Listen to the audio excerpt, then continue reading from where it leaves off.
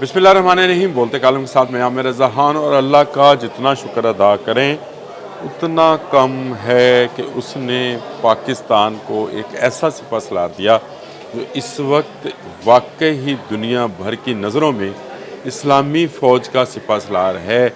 और ये बात मैं नहीं कह रहा, हमारा दुश्मन पुकार पुकार कर, चीख पुकार करके कह रहा है। आज मुझे एक दोस्त ने एक पिक्चर भेजी जो कि इंडिया टुडे एक भारतीय मैगज़ीन की थी, जिसके फ्रंट पेज पर हाफिज़ सैयद जनरल आसिम मुनीर की तस्वीर है और उसके पीछे आग लगी है, जल रहा है। और आप समझें कि क्या जल रहा है। वो जल रहा है वो इंडिया जिसने 6 और 7 मई की दरमियानी शब पाकिस्तान पर हमला करने की कोशिश की थी। और उसका कैप्शन क्या रखा है उन्होंने, जहादी जनरल। अल्लाह का लाख लाख एहसान है कि बहुत लंबे अरसे के बाद, मैं तो ये कहता हूँ 1200 साल के बाद, इस्लामी दुनिया को एक ऐसा शख्स मिला जिसके सीने में कुरान है, जिसकी ज़ुबान पर कुरान है, जो हर वक्त पढ़ता रहता है और जिसने अपनी हर तकरीर में कुरानी आयात का हवाला दिया। और उसने कहा कि 2 कौमी नज़रिया आज भी ज़िंदा है। ये बात हम भूल चुके थे पिछले 40-50 साल में, इसका ज़िक्र हमें कहीं नहीं मिला था।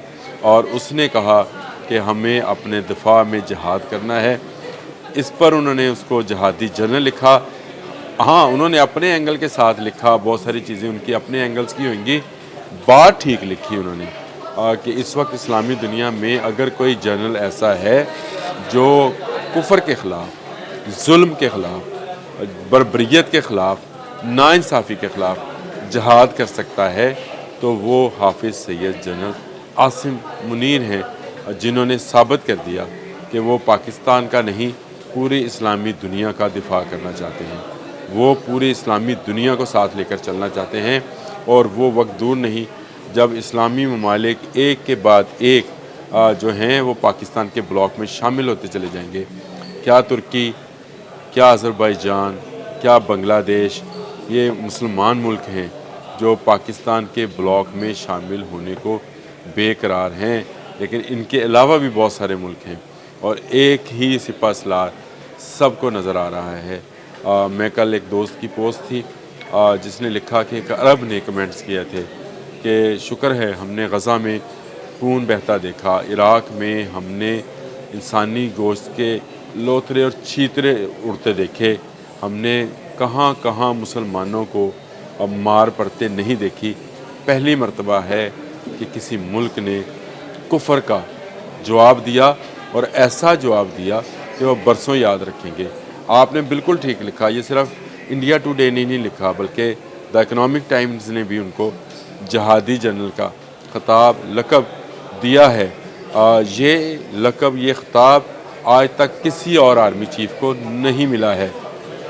जब से हमारी खिलाफत ख़त्म हुई उसके बाद से हमारे सिपह सलारान को आर्मी चीफ़ तो कहा जाता रहा। बहुत सारों ने बहुत सारे खिताबात लेने की कोशिश की।